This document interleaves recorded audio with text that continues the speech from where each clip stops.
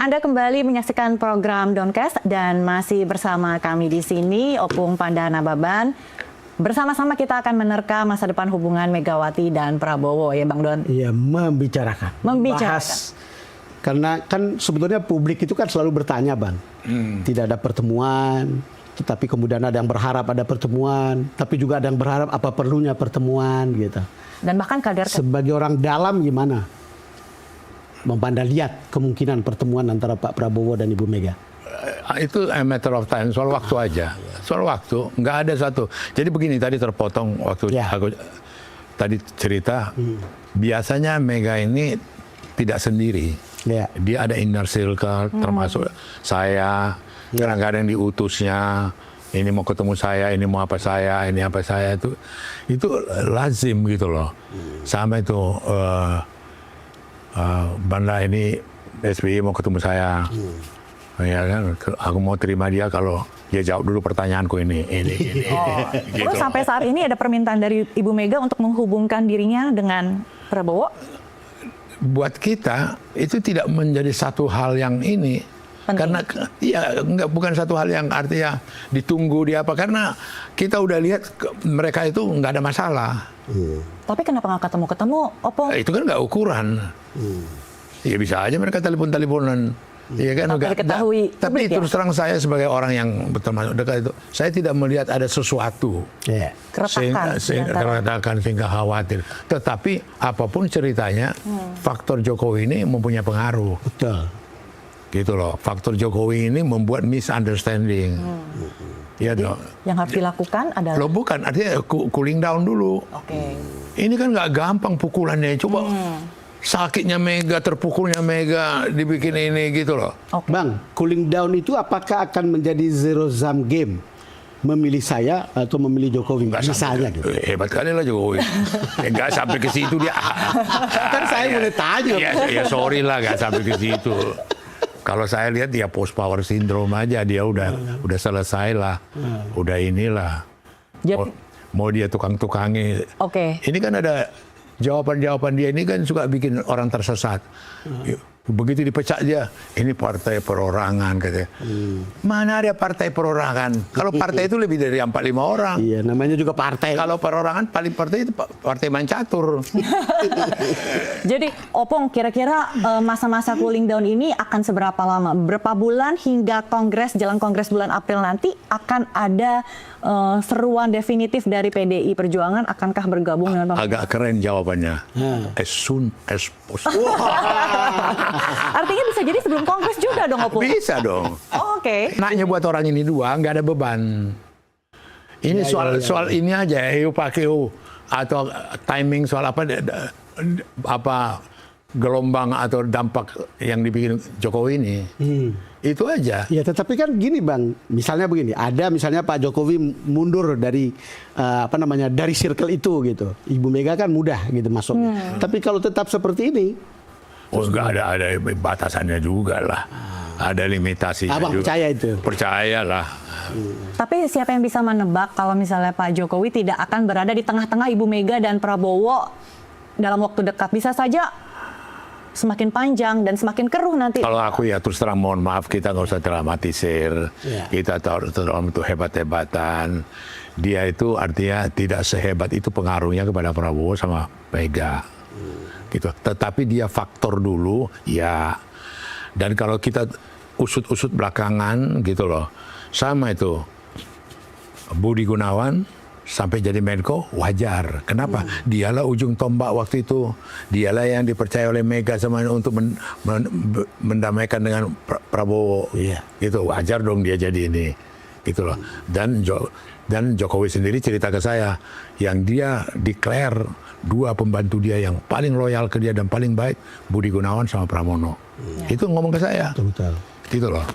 Jadi, tapi kemudian lihat tanda-tandanya. Budi Gunawan sudah ini, kemudian Menko, berarti udah ini. Dan dia bukan PDI Perjuangan, Budi Gunawan gitu loh.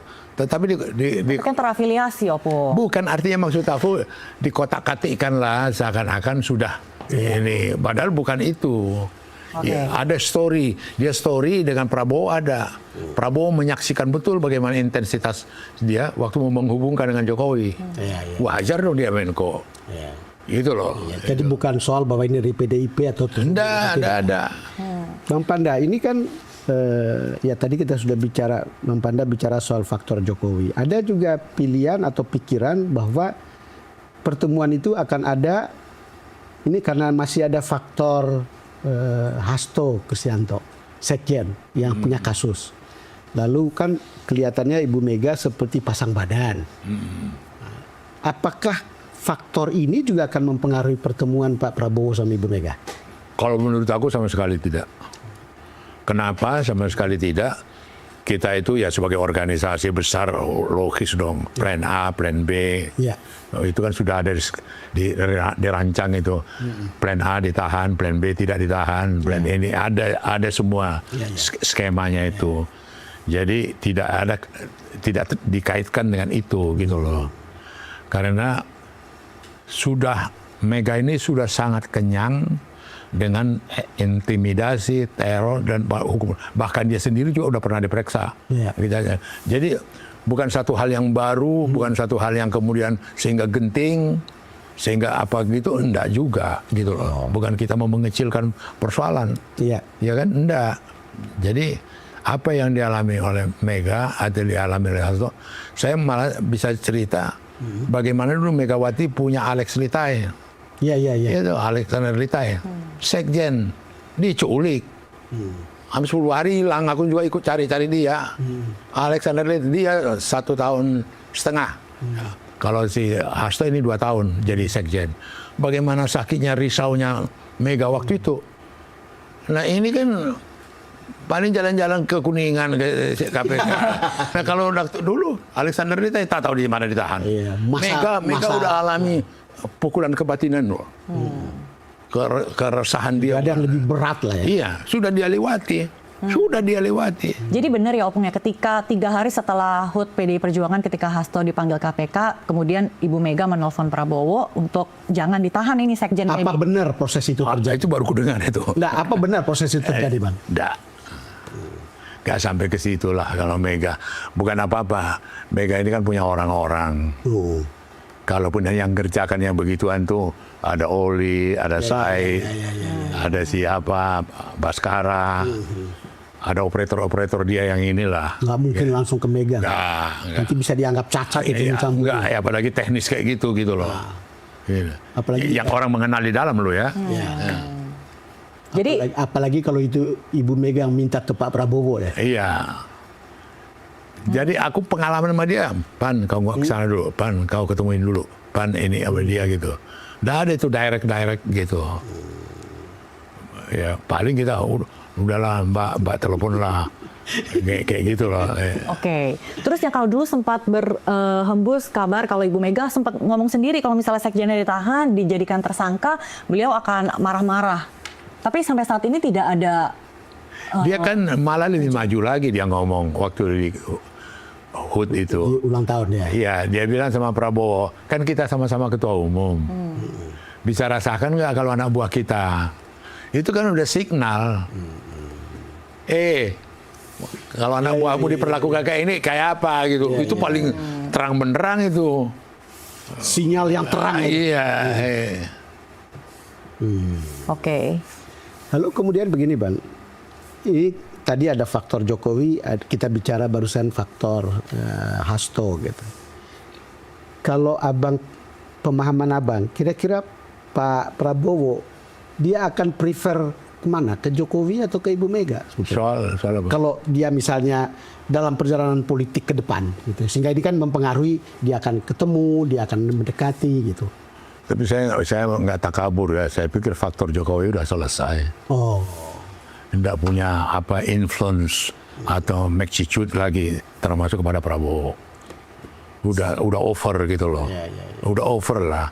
Dan itu udah paling top itu, anaknya dibikin jadi wapres. Udah apa itu. Terus mau minta apa lagi?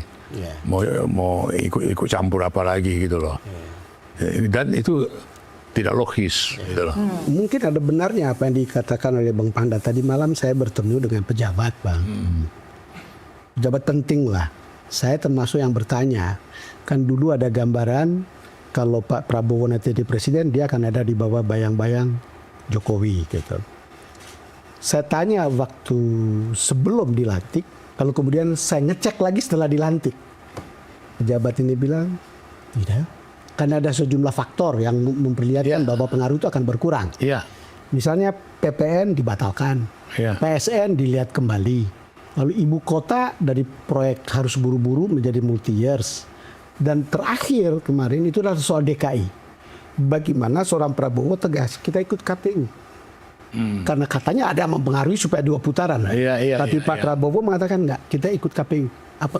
KPU sehingga tidak jadi 2 putaran. Artinya bisa jadi pengaruh seperti yang kita bilang tadi Pak Jokowi terhadap Pak Prabowo bahwa akan makin berkurang. Sama seperti Bang Panda bilang, it's over gitu. Iya. Ada tanda-tanda lain nggak Bang yang Abang dengar dari dalam? Maksudnya tanda bahwa ini akan over gitu. Pengaruh dari Jokowi terhadap Prabowo. Oh, saya pikir sudah tereliminasi sendiri. Sudah di end ya? Sudah tereliminasi sendiri. Jadi ambil contoh lah, itu tamparan yang paling telak gitu. Waktu larangan kepada pegawai negeri kunjungan ke luar negeri. Oh iya.